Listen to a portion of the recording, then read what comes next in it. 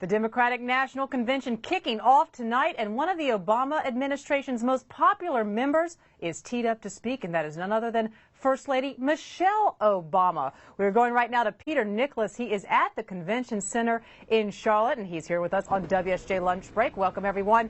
Peter, what has this First Lady Michelle Obama got that other political spouses do not?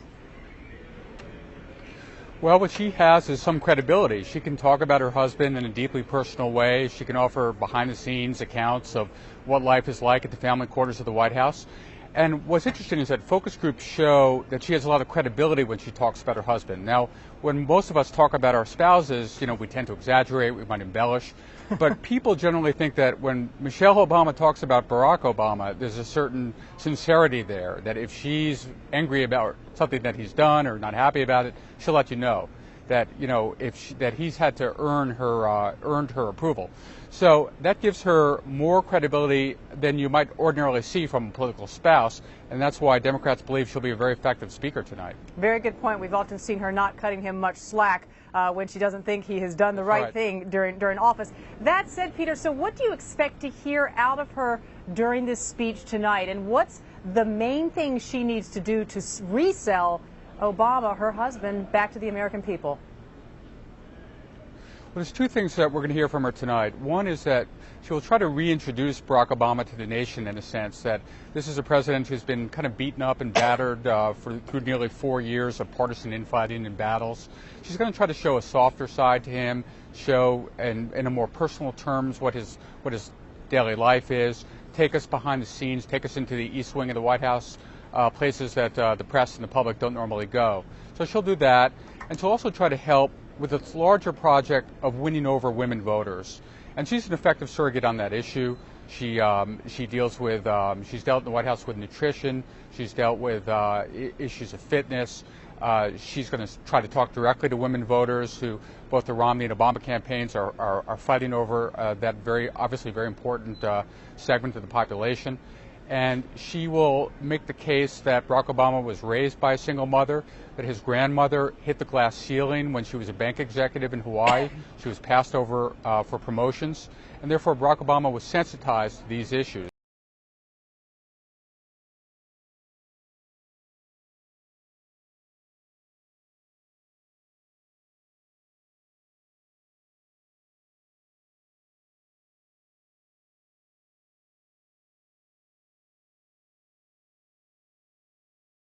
Well, it's correct. Our favorability rating is 66%.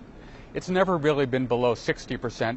And to some degree, listen, that's not an accident. The White House has kept her away from partisan policy issues. She talks about military families. She talks about her garden. She appears on softer TV shows, late-night comedy shows, entertainment shows. So these are nonpartisan venues, and it's only natural that to some degree, that would drive up her approval rating. But also, American people seem to just like her. They take to her. She's made very few missteps. There was a lavish trip to Spain that she took in 2010, but she's found her footing since then. She's recovered from that, and now she's seen as probably the single most effective campaigner the Obama campaign has, maybe including the president himself. Peter, what's the sense of how much these speeches by the spouses actually matter at the end of the day for the way people cast their ballot when they go into the voting booth? We may like to hear them, we may like to see them, we may like to see how they kiss on the stage even, but what about when it comes to casting the vote? Does it really play into that? Well, it remains to be seen whether we'll see as long a kiss as we saw between Al and Tipper Gore in 2000 tonight between Barack and Michelle. But, well, you're asking an important question, and really it goes to the issue of how important are these conventions. And the thinking is that the conventions are helpful. Generally, the candidate gets a bounce in the polls coming off the conventions, maybe a few points. But those tend to sort of come back down to earth. And then what we really have to look forward to are the debates. We'll see those in October. There'll be 3 of them.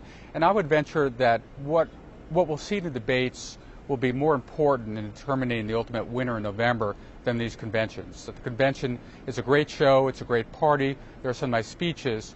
but the debates will prove more decisive in terms of people making up their minds. Yeah, good point. Good point with those kisses as well. I mean, we can't judge everything on the kiss, though it may be fun to see. All right, Peter, he's at the Convention Center in Charlotte. We'll keep coming to you and all of our colleagues there today and throughout the week as the convention unfolds.